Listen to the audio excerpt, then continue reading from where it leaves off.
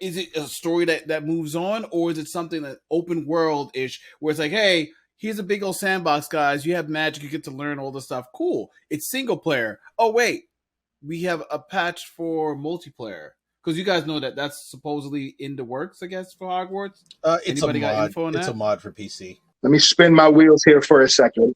Not every game needs multiplayer, man. Yes, thank you. I think when it comes to the multiplayer, I think people just want to Avada Kedavra each other. That's it. The thing is, Right? the thing is, Hogwarts Legacy. This game was amazing. I like an amazing story. easily 10 out of 10 game. In another quarter one game, Forspoken. The gameplay, the combat is really cool. Okay, here we go.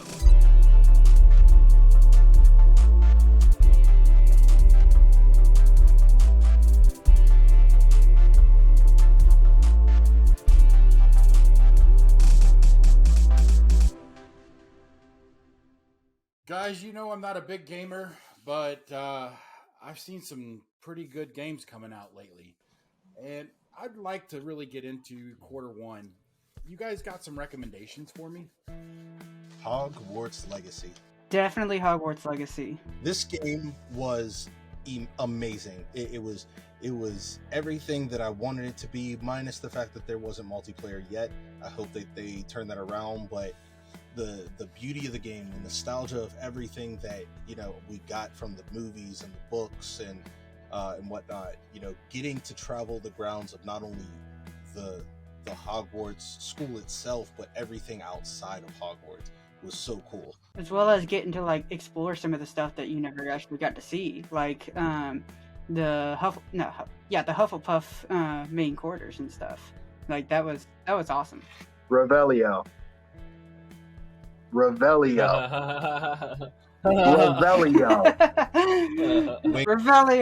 I got Hogwarts Legacy myself, and I run into a thing with these new games, since we're talking about quarter one games, where I start the game and I don't continue and play them all the way through. I haven't finished God of War. I haven't finished Forbidden West. I got Hogwarts Legacy. I haven't even started the story. I just got to the school and I just shut it off. So what's going on with quarter one games?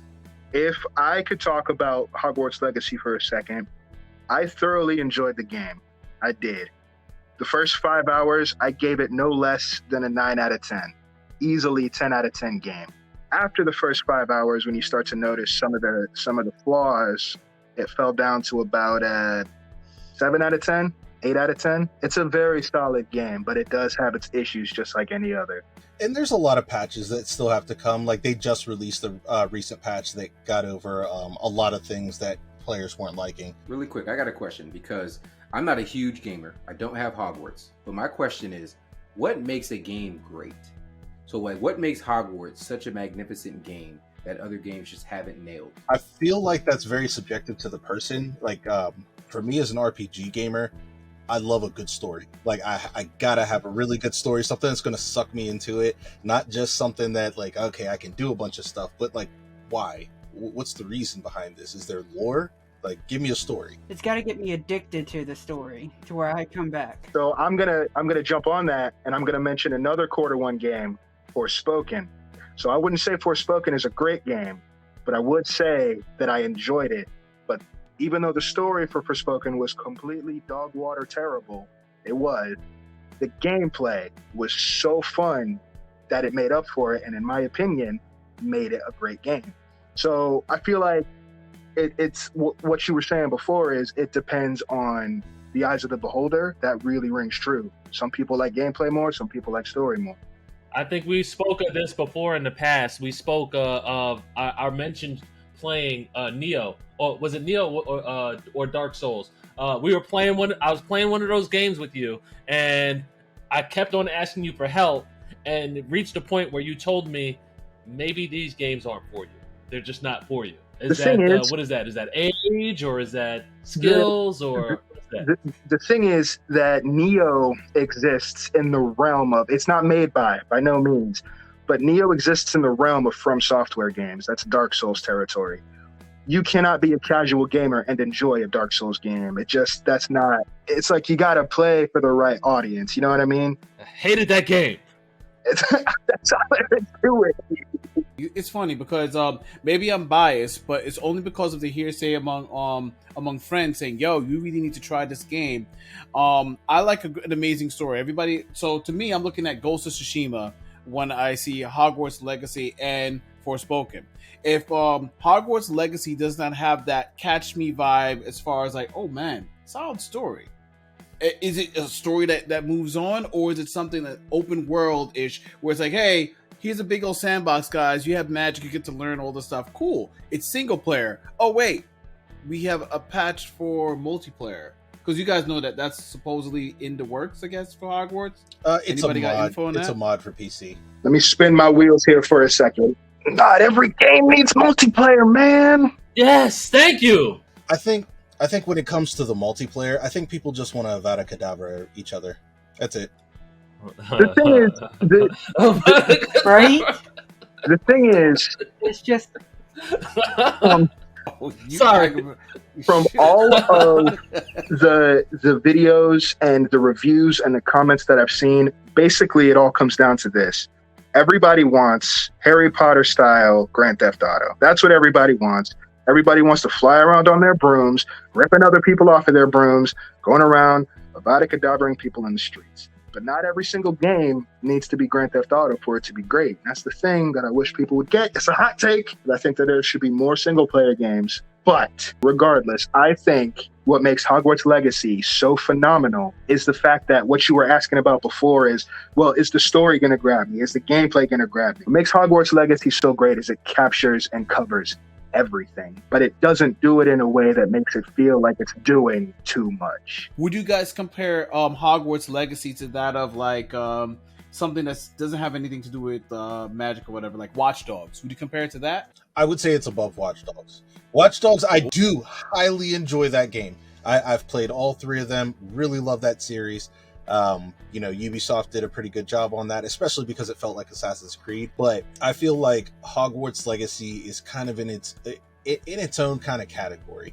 I feel like there's a lot more to do that's not overly repetitive, that I just get bored with the game. There were a lot of times with Watch Dogs where it's just like things got too repetitive to the point that I just didn't want to do it anymore. Well, Watch Dogs, that was another one that got, again, I'm all for a good RPG game, and I'm at the point where I'm putting on, they ask you the question at the beginning of the game, what level of gaming are you looking for? Are you looking to max this game out with the highest difficulty, or are you in it for the story? I'm in it for the story. Give me a Devil May Cry. Give me a God of War.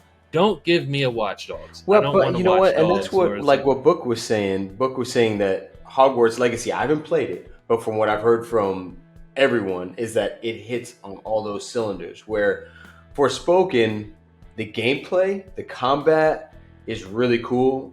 You got to kind of get used to it, but the story, man, it's really lackluster, and it's kind of disheartening because I was really looking forward to that game being a great story. It's a single player game. I agree with Book.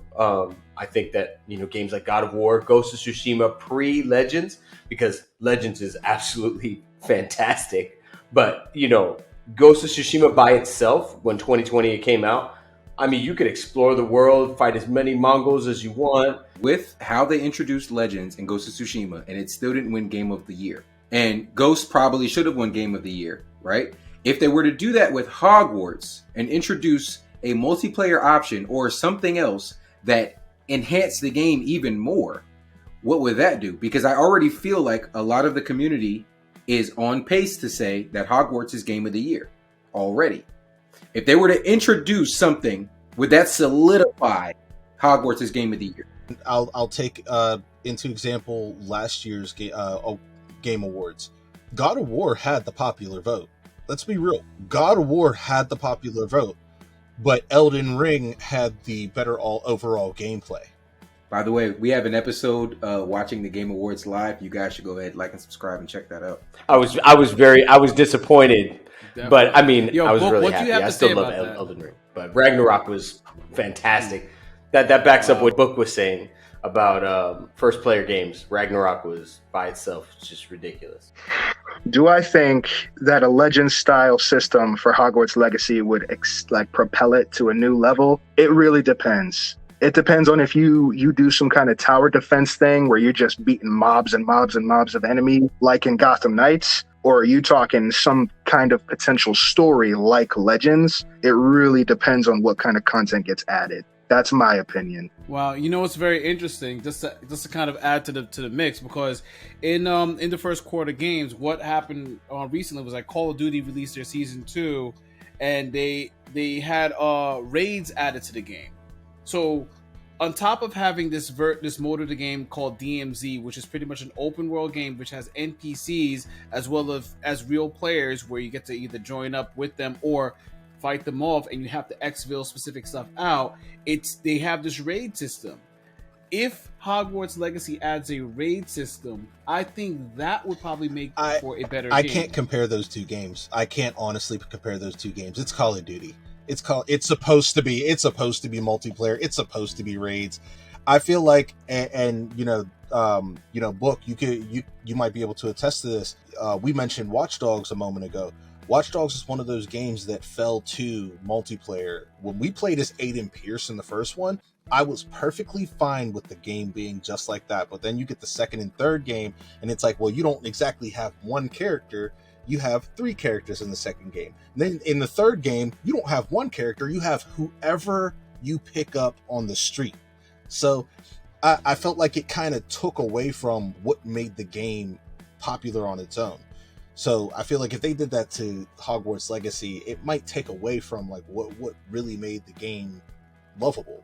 We got to enjoy the Wizarding World like we haven't done since PlayStation 1. Right. So what I'm saying is just like, if a raid system was introduced, it would make for a bad game. That's the point that I was trying to make. I know that Call of Duty and Hogwarts is 2 completely different games, but the idea of a multiplayer, because everybody alakazaming each other in the streets is one thing, but I like the idea. Take Ghost of Tsushima for an example. There's raids in that where they're hard and everybody had a job to do.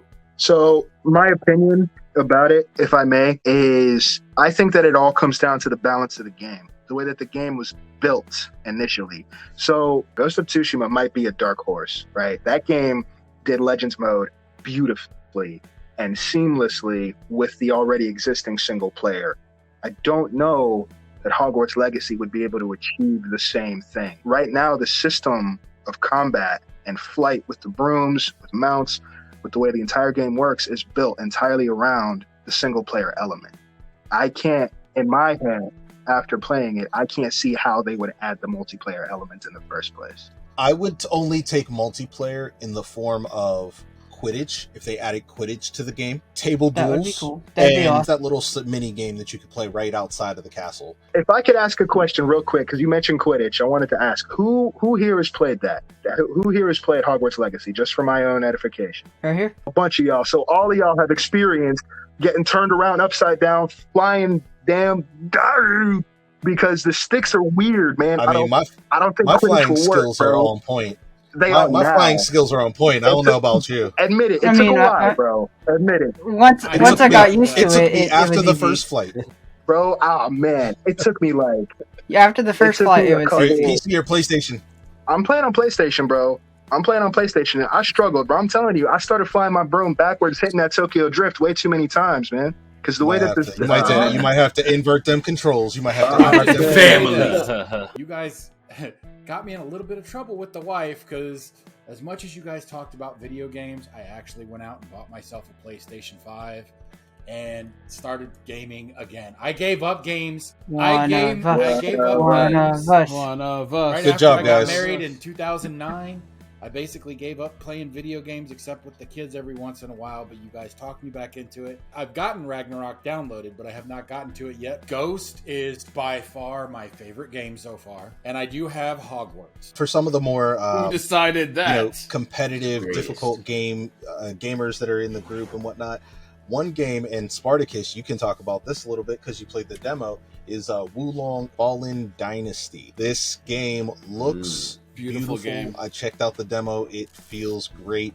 But it's one of those ones that, like, if you can't play Yeah. Neo, if you can't play Sekiro, you can't play a Dark Souls game, this might not be for you. All right. I guess I'm not gonna play anything. I guess. So, well, I mean, you know can play what? Ghost. Honestly, the one thing I will say about, so it's Neo-ish. Okay, it is very Neo-ish because it's made by Team Ninja, which is, you know, anybody who's played Ninja Gaiden. You know, it's the makers of Ninja Gaiden all the way back, and you know, obviously a different style play game for Ninja Gaiden. Neo had the where anytime that you strike your blade, right, that you had to perfect time to get your stamina back, right? That was a thing in Neo, that if you swung your blade and if you didn't get a perfect timing, then your stamina would be gone and then you couldn't block. In this game, it's fun. It's a lot of fun because if you can perfect time your dodge, you're good. Like, it's all about that, like, Wing Chun Chinese type of deflection, you know, and so anything that comes at you, if you get that perfect dodge, bing, you can go into like the most insane combos of all time and have a blast. It's actually a lot more fun than Neo. And the acrobatics, the graphics, combat ability is great. The story, it's a little cheesy, but it's good. So, question, because I actually haven't had an opportunity to get my hands on Wulong yet. Comparing the way that the story of Forspoken pans out, which I can talk about in a second, do you think that the story, even though it's a little bit cheese, is still done well so far with what you've seen in the demo? Or do you think it's just mostly there to support the action? Great question. It's there to just support the action. You know, they're talking about, you know, and this is no spoiler or anything, but they're talking about the elixir and how, you know, these spirits can enter in and it gives you powers, and you know, it's a very basic generic story where, you know, from Forspoken they tried to grab you with this story, you know, and then in the end they were like, boom, what do you think about that? And it's like, story was whack. like don't, you know, it was just like they tried to hype it. So where this one is just like, it's a story to support. Thank you. I was just going to make this one final point about the way that they did the story of Forspoken. As a quarter one game, we didn't talk too much about Forspoken. I wanted to cover that real quick. My core issue with Forspoken is they force the story on you. They don't give you the opportunity to fall in love with the characters. They don't give you an opportunity to fall in love with the story. The thing is that most games, they'll have a trailer, they'll have a guarantee of, this is what you'll be able to do if you buy our game. This is why you're getting the game. You can run around crazy, you can use these cool powers, you can Revelio and Avada Kedavra, you can do this if you get our game. Okay, you get the game, and usually within about 15 or so minutes, you're doing exactly as advertised. In Forspoken, they spend the first several hours forcing the game's story and the game's characters on you before you have a chance to decide if you care about them or not. That was my issue with Forspoken. This game had 2.5 years preparing. You know, we knew about this coming before the PlayStation 5 came out, and then this is what you gave us. You know, so talking about games and how, you know, it seems like they're just giving us breadcrumbs and then never actually giving us the bread. Speaking from the different directions and of all of the new games that came out and our opinions on them, we're kind of curious on what you guys might think. Please like and subscribe, leave your opinions in the comments, and we'll see you next episode. With how they introduced Legends and Ghost of Tsushima, and it still didn't win Game of the Year, right? If Hogwarts were to... I apologize. You hit for everybody that doesn't know. Took me off guard, man. For everybody that doesn't know, Ghost of Tsushima lost Game of the Year. Shouldn't have happened, yo. Oh, shouldn't so have I guess happened. really upset about that, but